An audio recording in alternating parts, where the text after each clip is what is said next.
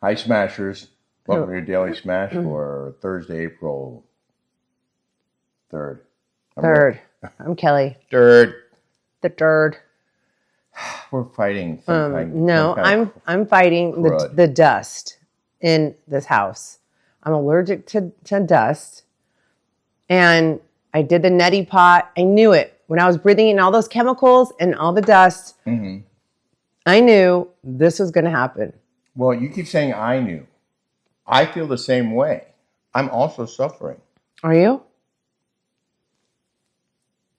Not as much. Are you just noticing for the first time? Well, because you don't sound just as congested as I do. Well, if you could be in my head, you would feel the headache. And the pressure? You would feel the pressure on my sinuses. I have the same thing. You would feel the sore throat. Yes. And it may well be that we were breathing acrylic paint that was drying Sunday night. And the dust in here is insane. Well, we just learned that we need to be running the HVAC system for 10 or 20 minutes every hour because the fan actually cleans the air. We had HG Services come out. Thank you, HG Services. HG Home Services. Yes. And they came out to tell us that we needed to do that. It seems like when you're running the fan, it's kicking up the dust. That's why I turned it off. Had no idea that's what's going to filtrate. Well, it's a good thing that's our worst problem. Anyway, I felt like I need to get to bed. I feel like I need to do another neti pot rinse. So the neti pot, that's where you put the water in one nostril and it drains out the mouth. The distilled water with the saline. Yes. Packet. Yeah, I can't wait. And and I'm doing it too. Coming up, we're going to recap the first episode of the Beverly Hills Housewives reunion show, which we just watched. Yeah. And I have a pretty cool in the news. I do want to share some comments, though. And for those of you who called our attention to the Newsmax stock price, thank you. We're well aware. For the record, I knew it was going to go back down. Doesn't matter. We got the shares at... Don't say. It's a secret. Oh, sorry. But we have a lot of them, and it's at 50-something. I think it's going to go back to 60 or 70. I think that's where it's going to hang out for a while. I hope so. I think it's worth it. Worth it? Of course it's worth it. Mama, ooh. Rick, if you never met Kelly, you may have never left Fox, and you may have never gotten hired at Newsmax and been afforded this amazing windfall. Meeting each other has led to amazing things. Oh, that's so sweet. Well, I know for a fact that if Rick would have stayed at Fox, he would have went to that war in Ukraine. And now the guy died, your cameraman that you know. Pierre Zakshevsky. And great guy. And the other guy had his eye blown out. His correspondent, badly wounded. That would have happened to you. I mean, it could have easily happened. He got his eye out, a hand missing, a foot missing. I mean, that could have happened to you. It could have, very easily. It could have happened to me any number of times, but Benjamin Hall was the wounded correspondent, and he was doing a job that I did very, very, very many times. So is that the wife that's suing Fox for wrongful death? Pierre Zakshevsky's wife, the cameraman's wife, is suing Fox News now for $11.5 million for, she says, not offering enough protection for her husband. There was no armored vehicle, she says, no security with them. They put themselves in harm's way and they weren't well protected. And she blames the network for not doing more to make sure her husband was still here. Oh my God, that's so sad. But you said he was the nicest guy, right? He was a really cool guy, an artist. He was such a great cameraman. And, you know, there are levels like anything else. Really talented artistic cameramen, guys who get the job done, guys who are terrible. This guy was like, composition mattered. He loved to edit. He would really work on pieces to make them sing. And he would craft. He was a storyteller with the camera. I love that guy. I worked with him at least a dozen times overseas, and I feel so bad for his family. And isn't that funny how people that are good people like that die? Yeah. Whoa. But where's this at? I didn't know if it was covered. But I was saying, like, then you have, like, the evil people that live forever, like Pelosi and, you know? Yeah. Pouchy. Not to change the subject, but Beverly Picard said, congratulations. Oh, wait, I'm sorry. I want to read this one. Kayla Leventhal. Kelly, I love your makeup. And Shop Girl said, first thing I noticed was Kelly's makeup. Looks flawless and you are glowing. Oh my gosh, thanks. I didn't do it today because I got that sinus from all the dust in this house. But that was the drugstore makeup. That was drugstore makeup. And that's this week's Patreon. Uh-huh. It's so cool. You're going to share with people how to get the best stuff at the lowest price? Yeah. I mean, I showed it. We have a lot of material. We have that whole CVS thing. Yep. And then we have the makeup tutorial. Yeah. On and before and after CVS makeup. Yeah, and before and after this house on this week's Rick and Kelly show. So this is shocking to me. Terry said, Old Dad's has a Rotten Tomatoes rating of 27%. Wow. It's bad. Well, I thought it was great. And we talked about it this morning in my workout. I went to go work out this morning. He didn't. Yeah. Well, because I was working on our finances. Yeah, I know. I know. But then you went back to bed and I called you. And I said, can you order me I wasn't done until like 7:40. There was no point in going at that point because I knew you were coming home at 8. Yes. And I was still weak. Lipstick Repub. Sorry to inform you, Bill Burr is back to being woke. Bashing Trump on The View. You need to get Tyler Fisher, whoever that is. That must be another podcaster. I don't or know. Comedian. I don't know who that is, but that's funny. He went back to being woke. I want to say thank you to Princess to You Pretty. Paint the enclosed space surrounding the Pottery Barn cabinet. They're not Pottery Barn. Those are Crate and Barrel. Crate and Barrel. Not Pottery Barn. So paint the enclosed space surrounding the Crate and Barrel cabinets black. I think it would accentuate the glass cabinets. I think that's a great idea. We both love it. And I have to drywall those windows in the back. Yeah, we're just going to hide the windows. Anyway, if people are like, oh, well, you need light in here. There's tons of light in here. Tons and tons of light. And we are on top of each other over here. We live at the beach. So my neighbors is like, you could just touch my neighbors on either side. Mm-hmm. So it's almost like being in a townhouse, except we do have alleys between the homes. It's like a townhouse. Yeah. But a 3,000 square foot townhouse. Right. And I mean, we do have space out. We do have outdoor space on either side, and we have a nice back patio and a big front patio. It's like a house in Corona Del Mar, if you guys know Corona Del Mar. It's like that tall. They're called tall skinnies. But I told Kelly your idea before we did this about painting those walls black, and she loved it. And so did I as soon as I read it. Right? I'm hot now. Oh. Okay. And then Will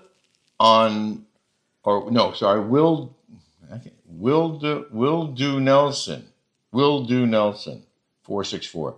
Can y'all do a daily smash on having confidence and moving forward through hard times, needing some motivation? Aw. Oh my gosh. Would you like to offer some motivating words? Oh, dude. On confidence.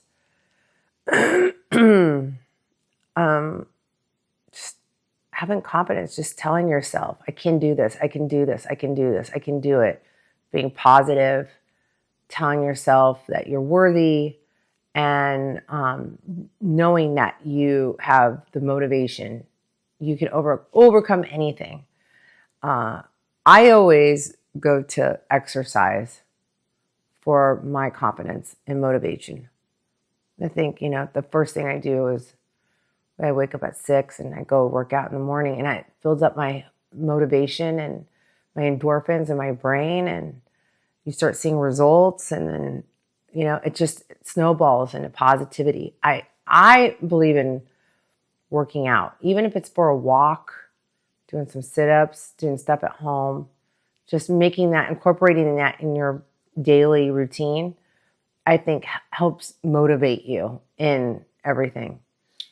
What do you say? I would offer that there's no one like you. You are obviously special, and you have to focus on yourself and what it is about you that makes you different from others, what makes you better than others in certain areas, what makes you so important and so successful and so destined for greatness. And you have to convince yourself, even if you don't believe it, that you are. And one of the things I learned as a TV correspondent was you have to look comfortable even if you're not. So you have to sometimes psych yourself out. If you're in an awkward situation, or like, for example, everything goes to you know what, right before you're about to go live. So things are breaking and people are yelling and all that. You have to show calm. And you have to look into the camera and just act like you own the world and you're fine. Doesn't matter what the chaos going on around you or the bad things that just happened moments ago. You're okay. You got this. And just own it. That's what I've done anytime I had any doubts or any issues, I would just psych myself into being the best I could be in that moment. And listen, you're obviously, I already know you're a smart person. You can handle this. You just have to talk yourself into it sometimes. I can do it. I can do it. I can do it. I can do it. And you say it enough times, you can do it. The brain is a powerful, powerful thing. I always think about that when I'm, doing that one push-up and it's like really hard. My brain is telling me I can't. And then your body can handle a heck of a lot more. You see those Marines, your brain is powerful. And when you're positive and you say you can do it, you can do it. Anybody can. Yeah. We're all the same. We all come from the same, for human beings. Yeah. Keep telling yourself you can do it. You can. For sure. Let us know if you need any more advice. Hot topic now. Hot topic. Recap of the Beverly Hills reunion part 1. What were your overall impressions? I thought it was really good. I thought the Beverly Hills was really good. Mm-hmm. You thought the season was really good. I thought the season, but I thought this was really good too. I felt bad. I felt bad for Garcelle. I did. The J Photo Glow. Oh, you felt bad for Garcelle because she was ganging up on you? I just felt like she was getting. They were ganging up on her. I felt like they were ganging up on her. I don't know. Dorit. I feel sorry for Dorit too. Mm-hmm. I do feel sorry for Dorit. I do feel sorry for her. Even though I feel like she's a phony baloney. Yeah. I do feel sorry for her. I mean, I empathize with her. And she looks so skinny, and you can tell. Yeah, scary skinny, in my opinion. I thought she I don't know how much, she lost too much. I mean, that's stress. Yeah. Right there. So they went after Dorit in the first Beverly Hills reunion episode. Well, Garcelle kind of did. They brought up that Garcelle doubted the veracity of the break-in story, that Garcelle had questioned whether or not it was orchestrated in some way, that it was a setup. And Dorit got really mad. I think Garcelle was doing the work that all of us viewers want to know. We want to know, is Kyle a lesbian or not? I mean, she's prancing around this 20-year-old like she is. She's feeding her. She's getting tattoos with her. She's acting like a freaking little kid. You got grown-ass children that are almost 40 years old, and you're acting like a little teeny bopper. It's embarrassing. And wouldn't talk about it on the show. And that was another thing that they brought up on the reunion. And now they're all yelling at Garcelle because she's asking the questions that all of us want to know. Yeah. And think, by the way, I mean, who robs a house and gives back the person their phone? Who does that? Leaves the cell phone for her. And then she says she was held. She can call the cops. And then she said she was held by gunpoint, and then turn around and there's no police report was there a gun. And that's significant because she said it more than once, Dorit did, that she was held at gunpoint. But there's no mention of a weapon in the police report, which would elevate the level of the crime to an armed robbery, and it was never called that. So she told the cameras and her co-stars one thing, but the police something else. And that's significant. And then she says that he spins like this, there's reports that there was a foreclosure, and then she said pre-foreclosure. Well, that's because you're not paying your bills. Yeah. You have no problem spending money on Chanel. And I mean, seriously, the way she dresses, that's like mortgage stuff. She's in line in tow with that you're not paying your mortgage, but you're spending money like it on clothes like that. Well, I mean, it's just like their priorities are screwed up. She was asked quite a bit about her relationship with PK, and she was. That's when I felt most sorry for her, because she said she still loved him, and she was heartbroken, and she wished she didn't still love him, because clearly he's moved on, and they were all grilling her about whether she's getting divorced, and it was uncomfortable. I don't know if it's our TV or not, but she looked like she had jaundice. Yeah. Didn't she? She looked all yellow. Yeah, she didn't. She looked like sunken eyes, and she looked like she was, she needs to be on my Soul Life. And then I like how you worked that in. Soul Life would definitely. And oh my God, when you're sick right now. No, this is because I am allergic to dust, and this house is filled with dust. But you know what's and Soul Life will make us feel better. It will help, and I'm glad you brought it up, because I'm gonna take it before we go to bed. Me too. My magnesium. Yeah. But right here, this pressure right here. Oh my God. Well, I took them this morning. You did? Mm-hmm. I don't want to touch your face, but I would squeeze that for you if you want. No, I'm good. Thanks. Oh. Why? You want to? Yeah. Well, I want to make you feel good.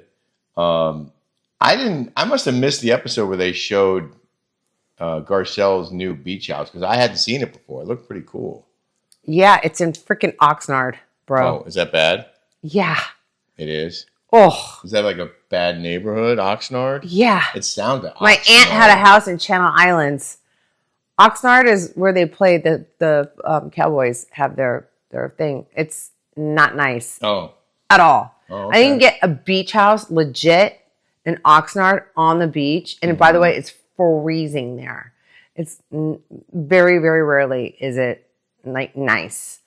Well. And I think you get like a beach house in there like for $500, like on the beach. Really? Like $500,000 or $700,000. Well, in Oxnard, you can look it up. We'll look it up on Redfin. Yeah. It's not a nice area. Well, at all. I didn't know that. But Bose had a house in Malibu, and they showed a picture of that house, and she lost it in the fire. I thought she handled herself very well. I like Bose. I'm not. I like her. I thought she handled herself really well, and she didn't back down from any of the ladies, even though she's the newbie. I think she's just so normal. It's refreshing. Yeah. They're not fake. Like the Dorit's and the Kyles and the, and they're playing up for the camera. Like, like all of them do. Every single one of them do. Actresses. They're all actresses. Yeah. It was refreshing having Bose in there. She seemed like normal. I thought so too.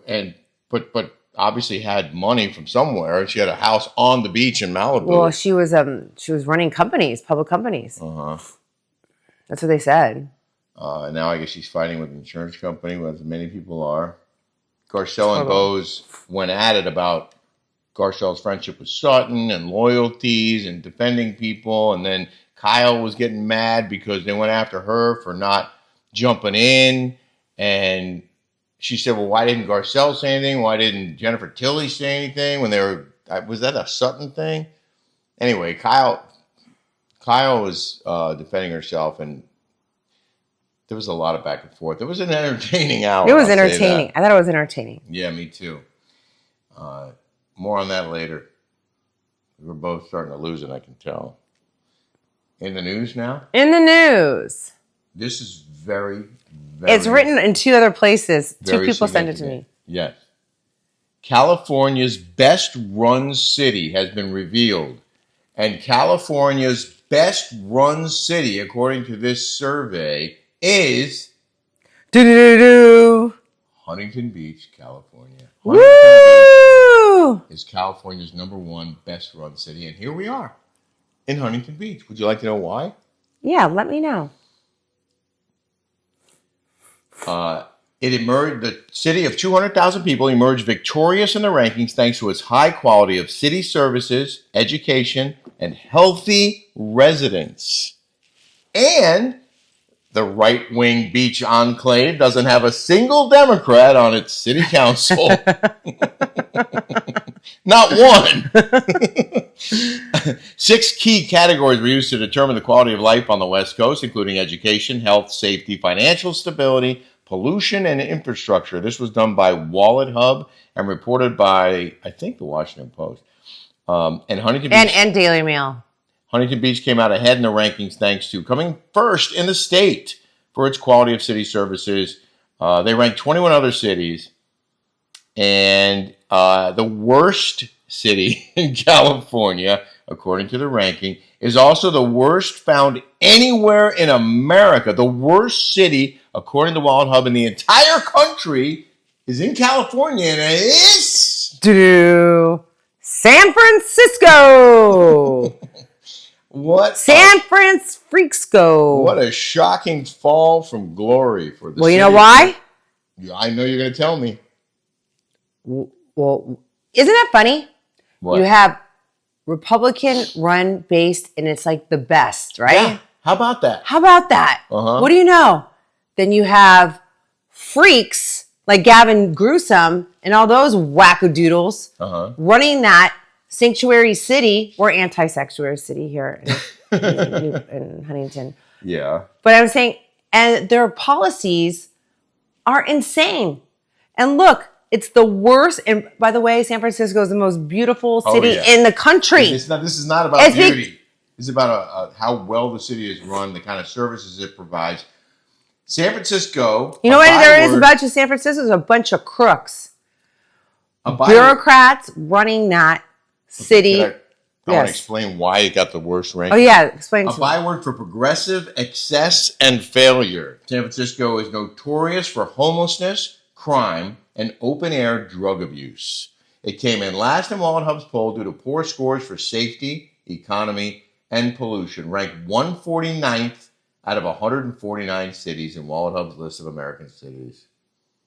A sharp decline in recent years. When I lived there in the early 2000s, it was beautiful. It was awesome. It was thriving. I mean, there was shopping. Businesses were thriving. Low crime. I didn't feel... But then they get these progressive, out of control wackos in there, and they allow the drugs. They try to defund the police. They do all the freaking nonsense. And lo and behold, what happens? Well, I don't understand how they vote for that there. DailyMail.com toured the stricken downtown area 2 years ago and found rows of closed down stores, crowds of homeless people loitering on streets, and open air drug taking. Many blame soft on crime Democrat policies for facilitating the city's decline in recent years, ultimately leading San Francisco residents to elect new Mayor Daniel Lurie last year on promises to crack down on the drug-infested streets. So maybe there's hope on the horizon. When I lived there was a place called the Tenderloin. We call it the TL for short. And it was this one just little pocket of drugs and whatever. Yeah. But now it's like, they allow it. Well, the second worst was Oakland, which sits just across the bay from San Francisco, scored poorly on safety, the economy, financial stability, and pollution. The Oakland Hills is nice, though. Yeah. I have to say it's pretty there. But God, I mean, you go through Oakland, yikes. Other cities to score poorly include Los Angeles, Long Beach, and Riverside. Did I tell you? My girlfriend, Lena, got her car broken into inside her garage. Oof. And she had her car, she was parked right there on the Embarcadero. Her car was smashed in. That's so sad. I mean, everybody, you can't leave anything, like, it's like a third world country in there, over there. You know what second place was behind Huntington Beach in California? Somewhere here in Orange County. Let me guess. Irvine. San Diego. San Diego? Yes. Number 2. Scored well for its education, health, and safety categories. Third place was Santa Ana. That's with here. Fremont and Anaheim rounding out the top 5. Oh, wow. Well, those two. So 3 of them are Orange County. Yeah. Anaheim and Santa Ana. I'm surprised Newport Beach wasn't like in top I'm shocked 5. Santa Ana. Santa Ana is kind of scary. I thought so too, but scored well. I mean, Julie went to school in Santa Ana. Anyway, congrats to Huntington Beach.